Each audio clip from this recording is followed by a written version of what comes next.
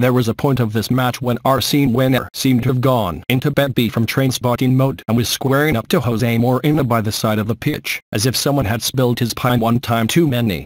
Wenger had already shot his bec noir in the chest, and when he went back to prolong the argument, the Arsenal manager briefly pushed his face towards his old adversary so they were almost nose to nose. Those were the lingering images of a sometimes wild game when, once again, Mourinho came out on top and everyone could see exactly how far he has got under Wenger's skin. Mourinho's superiority over Wenger has stretched now to 12 games unbeaten, and the man he branded as specialist in failure will be fortunate to escape further action from the Football Association.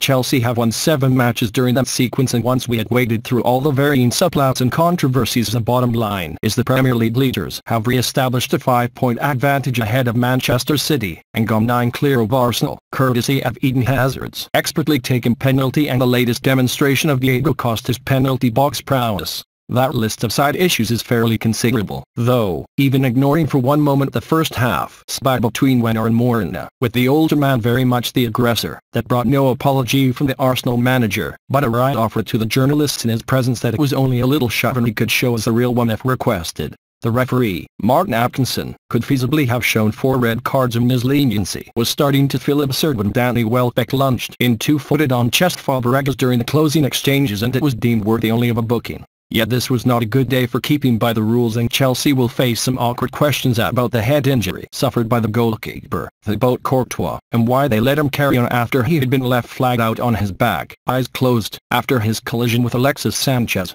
Courtois carried on for 13 minutes before suffering a relapse, and it was alarming in the extreme to see blood coming from his right ear and, later, ambulance staff sprinting into the home dressing room. He was taken to hospital, and Chelsea's decision-making is clearly open to scrutiny, bearing in mind the FA brought in new regulations for head injuries at the start of the season. When the two sides met last season, it finished 6-0 to Chelsea to sabotage Wenger's 1000th match as Arsenal's manager, and left him so distressed that, for the first time ever, he refused to do his press conference. Arsenal, to give them their due, were better this time.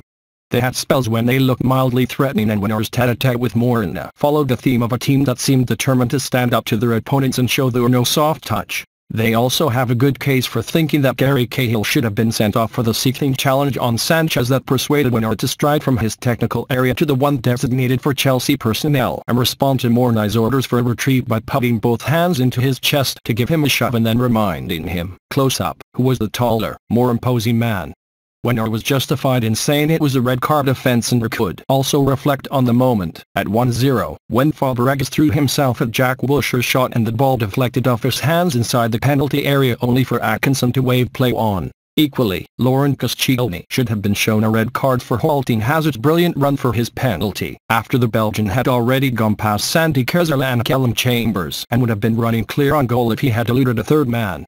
Chambers could feasibly have been dismissed for 2 bookable offences before half-time, and Welbeck's studs-up challenge on Fabregas was an even more obvious sending-off than Cahill's. Both teams will deflect the other side's complaints with grievances of their own, but ultimately the victory came down to Chelsea's greater penetration in attack and solidity in defence. It has become a recurring theme when these sides locked horns, and the déjà vu for Arsenal was compounded by the fact it was the brilliantly influential Fabregas playing the ball for Costa to run clear and lob Wojciech Szczesny in the 78th minute. That was Costa's 9th goal for his new club, and an offside flag spared him too much embarrassment from an inexplicable open goal miss late on. Hazard had been a constant menace, flustering Arsenal to the extent that Matthew Flamini strayed dangerously close to turning one of his crosses into his own net, and Wenger was entitled to be disappointed that his team did not do more to look for rustiness in Petr Cech, the replacement for Courtois. At other points of the match, Mourinho could be seen gesturing for Wenger that it was time he stopped yapping away at the officials. The two men clearly cannot stand one another, and there was no handshake at the final whistle, but it was noticeable how Mourinho did not go after him in the post-match interviews. Then again, he did not have to. His team had already inflicted the more grievous damage, and that, more than anything, is why Wenger gets so worked up.